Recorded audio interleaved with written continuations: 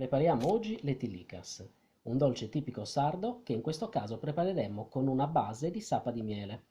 La sapa di miele è qualcosa di molto simile alla sapa tradizionale, ma viene preparata a partire dal miele e non dal mosto cotto delle uve.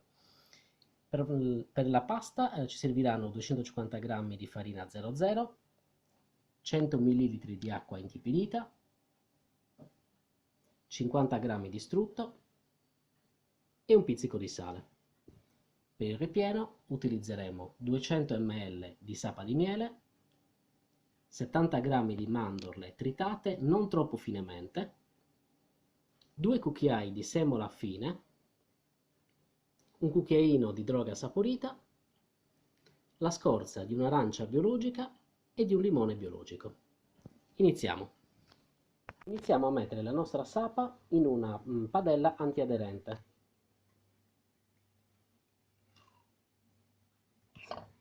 Come vedete, la sapa di miele è un po' più densa rispetto alla sapa tradizionale di mosto d'uva, quindi aggiungeremo mezzo bicchiere d'acqua, che equivale circa a 60-70 ml.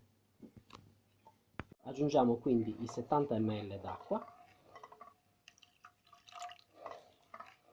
e cominciamo ad accendere il fornello fino a portare a ebollizione.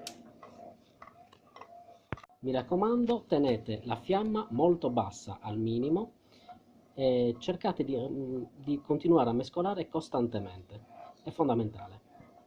Poi, una volta che avrà raggiunto l'ebollizione, andremo ad aggiungere le mandorle con la saporita, i nostri 2 cucchiai di semola fine e la scorza dell'arancia e del limone.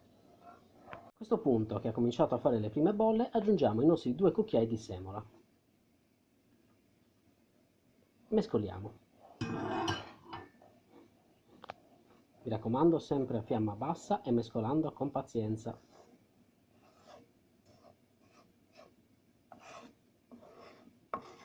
Dopo pochi secondi, circa 30-40 secondi di cottura, aggiungiamo le mandorle e la saporita e quindi la scorza del limone.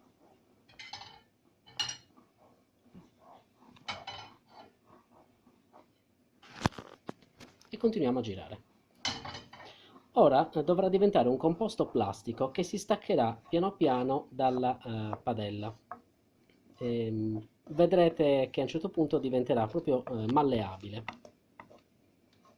Intanto continuiamo a girare. Dopo qualche minuto di cottura il composto inizia a staccarsi dal recipiente, vedete? E diventa plastico. Quando comincerà a staccarsi del tutto sarà pronto. A quel punto lo toglieremo dal fuoco, lo metteremo in un piatto a raffreddare e ci dedicheremo alla preparazione della pasta.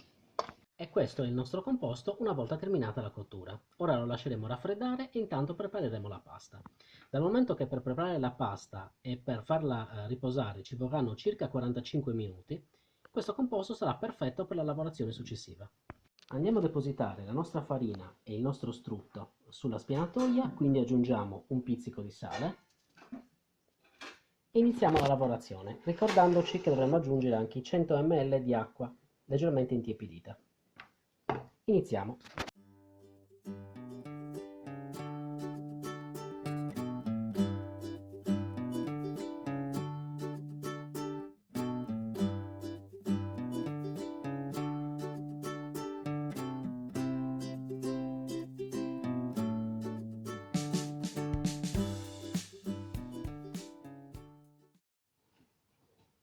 Come vedete, in pochi minuti il panetto prende la sua consistenza.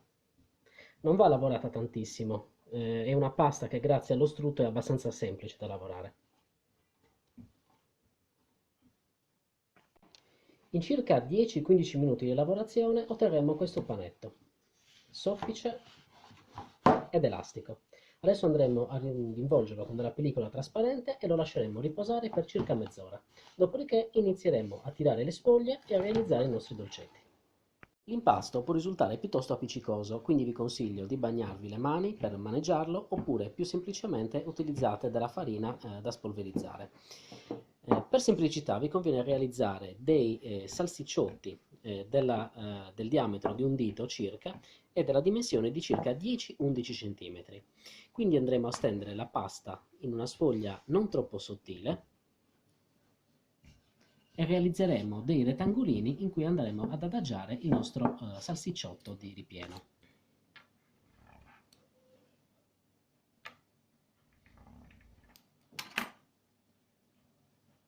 Quindi il nostro ripieno sulla pasta, andiamo a chiudere delicatamente e fissare i bordi. Dopodiché potremo regalargli la nostra forma preferita.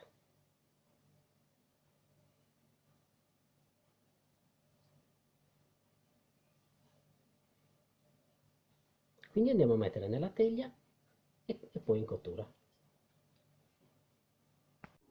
In base a quanto grossi farete i vostri rotolini di impasto, vi verranno tra i 12 e i 15 dolcetti. Come vedete, io ho scelto di dare una forma simile a una rosellina che poi evolverà chiaramente in forno, migliorandosi. Inforniamo in forno caldo 160 gradi per circa 15 minuti e comunque fino a doratura della pasta. Considerate che il ripieno è già cotto, quindi non è una cottura particolarmente lunga. Terminata la cottura, è tradizione cospargere la superficie del ripieno con della sapa, oppure, se preferite, con del miele e quindi con della monpariglia. Una volta sfornati andiamo a farcire, decorare più che altro, con la nostra sapa. Cercate di non toccare la pasta.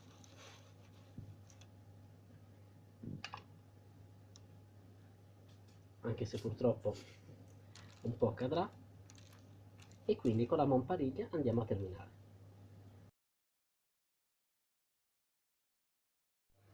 Ed alla fine questo è il risultato che abbiamo ottenuto. Vi assicuro che è un dolce veramente molto buono. Poi mi direte, provatelo.